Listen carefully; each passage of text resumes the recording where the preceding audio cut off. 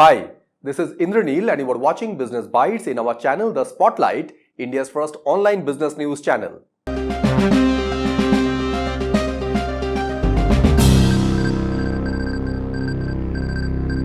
In today's Business Bites, first news we have public sector banks are exploring partnership with fintech startups for MSME loans. Second news we have BlinkIt and Zepto are increasing commission charges to boost their revenue towards profitability. Third news we have Skoda Auto Volkswagen India in talks with JSW Group and Tata Motors to forge a licensing pact for EV manufacturing. Fourth news we have Tata Electronics joins hand with Himax Tech and PSMC to manufacture display semiconductor. And fifth news we have Havells India is ready to face competition in the cables business where Ultratech is going to enter. In first news, public sector banks are exploring partnership with fintech startups for MSME loans. In last budget, Government of India pushed for accelerating credit flow to the MSME, that is micro, small and medium enterprises sector, and priority sector loans when a slowdown in unsecured consumer lending, where most fintech partnership has led to a sharpened focus by these banks on supply chain finance, loan against property and term loans for business. Small businesses have historically faced challenges in accessing banking services, where most banks are now evaluating co-lending partnerships with fintechs, a process approved by the Reserve Bank of India, which allows a bank to take 80% of a loan on its books, while the fintech partner sourcing the loan can underwrite the customer and take the remaining 20%. Fintech can play a crucial role in sourcing customers, providing the much-needed digital infrastructure and managing these loans effectively, where startups like Mintify, Viana, ProgCap operates in the supply chain financing and trade financing segment catering to small businesses.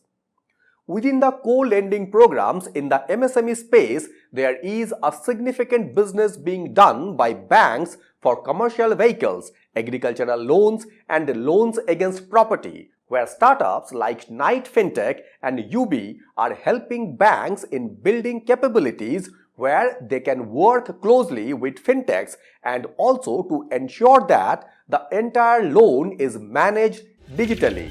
In second news, BlinkIt and Zepto are increasing commission charges to boost their revenue towards profitability and because of intense competition in this segment of quick commerce.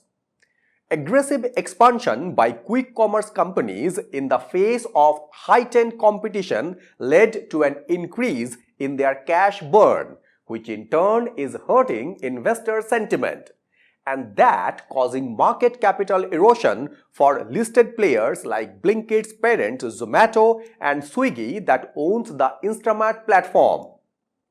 BlinkIt has shifted to a variable commission model for brands and sellers, while Zepto has been gradually raising commission levied on users and brands to improve their unit economics, as they are planning for an initial public offering, that is IPO, this year.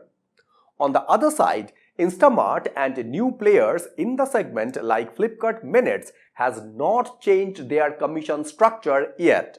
The net fee for existing Zepto users is higher than that for new ones, which is a part of the company's broader push towards operating profitability ahead of their IPO, as the CEO of Zepto, Mr. Adit Palicha, has outlined this to mutual fund investors in recent weeks during discussion on their public issue.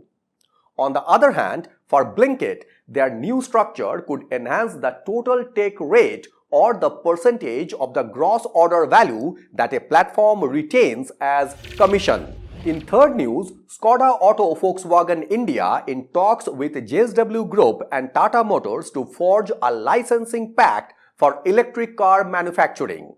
This new development comes as discussion with Mahindra & Mahindra for their equal joint venture remains inconclusive due to difference over evaluation, vehicle platform sharing and key terms, when in addition to that, Skoda Auto Volkswagen is also exploring the possibility of a licensing agreement with Mahindra.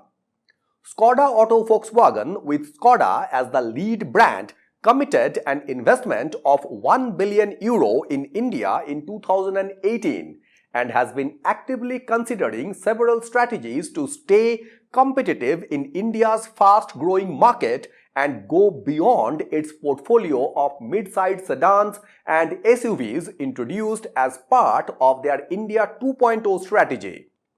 Meanwhile, Skoda Volkswagen is holding talks with Tata Motors and JSW for licensing their respective EV platforms when JSW has a joint venture with Shanghai-based SAIC Motor, which markets vehicles in India under the British brand MG. JSW will soon be finalizing multiple technology partnerships for their foray into EVs, commercial vehicles, and battery productions as well. A license agreement with an Indian company can lead to substantial savings in terms of product development cost for the Indian subsidiary of Volkswagen Group, and that could also help them in accelerating introduction of a locally made EV besides meeting stringent Indian fuel efficiency norms, which is expected to kick in by financial year 2028. In fourth news, Tata Electronics joins hand with Himax Tech and PSMC to manufacture display semiconductor. Tata Electronics has signed a MOU, that is Memorandum of Understanding, with Himax Technologies and Power Chip Semiconductor Manufacturing Corporation, that is PSMC, to manufacture display semiconductors in India, which will help them in expanding their market outreach and to explore the growing market of display semiconductors and ultra-low power AI sensing in India as well as globally. Himax Technologies is a Taiwan-based firm which specializes in fabless display driver ICs and semiconductor products, while PSMC is a Taiwanese foundry and technology transfer partner of Tata Electronics, where the partnership built in 2024 to establish advanced semiconductor manufacturing capabilities in India. Now, the three companies are joining hands to leverage their respective strength to deliver comprehensive end-to-end display semiconductor solutions for their mutual customers, from chip design to chip manufacturing and packaging, as well as electronics manufacturing services. India is emerging as a key hub for electronic development and manufacturing, where this collaborative partnership will develop solutions focusing on made-in-India requirements by designing and manufacturing next-generation solutions to meet global demand. And in fifth news, Havells India is ready to face competitions in the cables business, where Ultratech is going to enter. Havells India, with their diversified nature of activities, generates just over one-third of their revenue from the wires and cables segment, compared with 85 to 95% exposure in the case of other companies like Polycab, KEI Industries and RR Kabel. When Havells generates a major chunk of revenue from lighting and fixtures, switchgear, air conditioners and washing machines. Ultratech announced their foray into wires and cables, undertaking a capital expenditure of 1,800 crore over the next 2 years to build a capacity of 35 to 40 lakh kilometers, when the facility is expected to be operational by December 2026.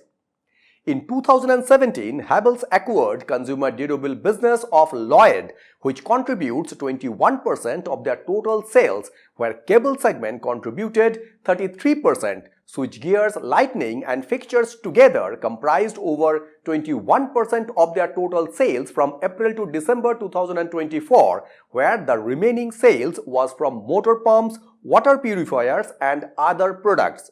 To capitalize the potential in the wires and cable segment, the company has been ramping up production capacity, where they has allocated 1,000 crore in financial year 2025, when 350 crore already spent in the first half, and an additional 450 crore allocated for the expansion of their Tumakuru facility, which will help them in creating an additional 50 to 60% capacity of the medium voltage cable segment. So these were the top 5 business newses from Business Bytes in our channel, The Spotlight, India's first online business news channel. So thank you very much for watching Business Bytes and signing it off.